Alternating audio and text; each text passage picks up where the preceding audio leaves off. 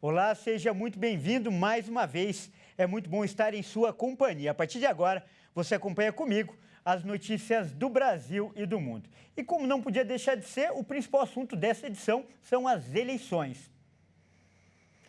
Neste domingo, os eleitores brasileiros vão às urnas novamente para exercer o direito de cidadão. A votação vai definir o próximo presidente da República, governadores de 12 estados e prefeitos de 8 municípios.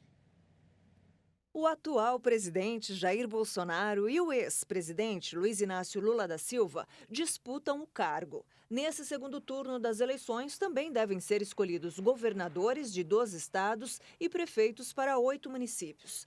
Nesse sábado, o Tribunal Superior Eleitoral realiza a cerimônia de verificação dos sistemas eleitorais e a emissão do relatório Zerésima, que tem a finalidade de comprovar a inexistência de votos computados no sistema.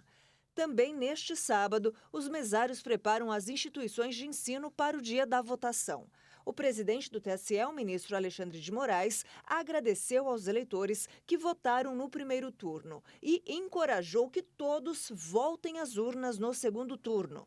Ele também agradeceu às prefeituras das 27 capitais, após todas confirmarem a gratuidade do transporte público no segundo turno.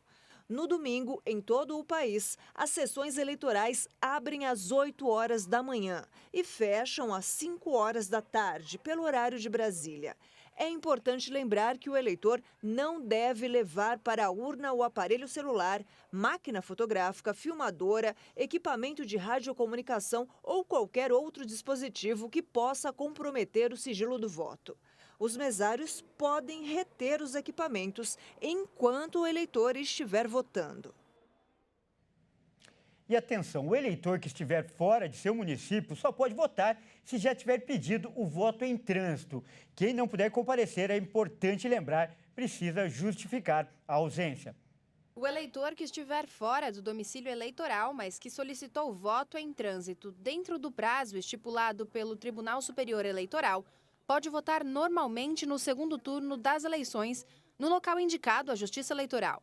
Mais de 156 milhões de brasileiros devem ir às urnas, sendo que cerca de 315 mil cidadãos já realizaram o pedido para voto em trânsito. Quem estiver fora do estado pode votar apenas para presidente da República. E quem tem o título de eleitor cadastrado em outro país e estiver no Brasil, pode votar para presidente, desde que tenha feito o pedido à Justiça Eleitoral dentro do prazo.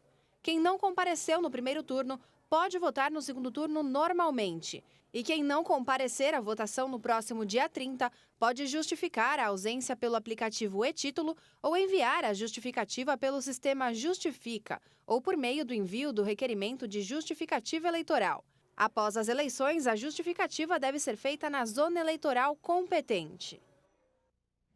E ainda falando de eleições, tão importante quanto saber em quem votar e o que deve ser feito na cabine de votação é ter conhecimento do que é proibido no dia. Alguns comportamentos podem ser considerados crimes eleitorais e acabar até em prisão. É bom a gente ressaltar isso, como nós vamos mostrar agora. O Tribunal Superior Eleitoral alerta que, de acordo com o Código Eleitoral, pedir voto no dia da eleição é crime de boca de urna e pode render prisão de 6 meses a 1 ano, mais multa com valor entre 5 e 15 mil reais, além da suspensão do título de eleitor.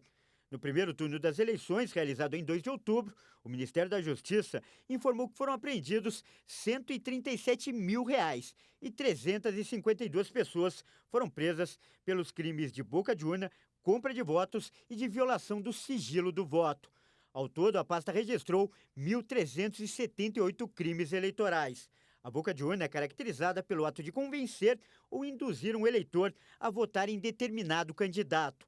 No dia das eleições, também é proibida a distribuição de panfletos e o uso de alto-falantes ou qualquer propaganda eleitoral nos meios de comunicação. Os candidatos e eleitores não podem publicar nas redes sociais nenhum novo conteúdo de campanha, assim como é proibido impulsionar qualquer material eleitoral na internet. Mas ao eleitor, a legislação permite que no dia do pleito seja feita uma manifestação individual e silenciosa da preferência, por meio do uso de bandeiras, bonés, broches, camisetas e adesivos. Olha, eu mudo de assunto agora para falar de economia e com uma boa notícia. Isso porque o Índice Geral de Preços Mercado, que mede a inflação dos aluguéis no país, recuou 0,97% em outubro. E essa foi a terceira queda seguida do indicador. Os dados foram divulgados nesta sexta-feira pela Fundação Getúlio Vargas. Os números confirmam a queda na chamada inflação do aluguel. Em agosto, o índice havia caído 0,95% e em setembro, mais 0,7%. Mas no período de 12 meses, o indicador mantém uma alta de 5,58%. Na prática, os inquilinos que pagam, por exemplo, um aluguel mensal de R$ 1.300 passarão a pagar R$ 1.372, ou seja, mais R$ 72,54, já que essa renovação é anual. E olha só, para evitar um reajuste muito grande, a dica é renegociar o aumento diretamente com o proprietário do imóvel. E eu mudo de assunto mais uma vez para falar de esportes. A Justiça da Espanha retirou nesta sexta-feira todas as acusações contra o Neymar. O jogador era acusado de corrupção e fraude nas negociações de sua transferência do Santos para o Barcelona. O Ministério Público da Espanha pedia 2 anos de prisão e uma multa de 10 milhões de euros, cerca de 53 milhões de reais, para Neymar e outros réus do processo, que estava sendo julgado em Barcelona.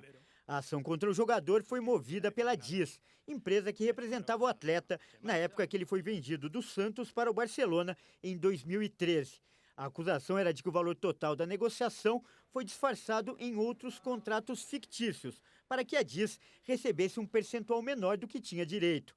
Mas nesta sexta-feira, o próprio Ministério Público anunciou a retirada das acusações contra os réus. O promotor responsável alegou no tribunal que o caso se baseou em presunções e não em provas concretas. Além de Neymar, também eram réus os pais dele e 2 ex-presidentes do Barcelona. Bom, essa edição fica por aqui. Eu agradeço demais pela sua companhia e convido a continuar ligado em nossa programação. Até mais!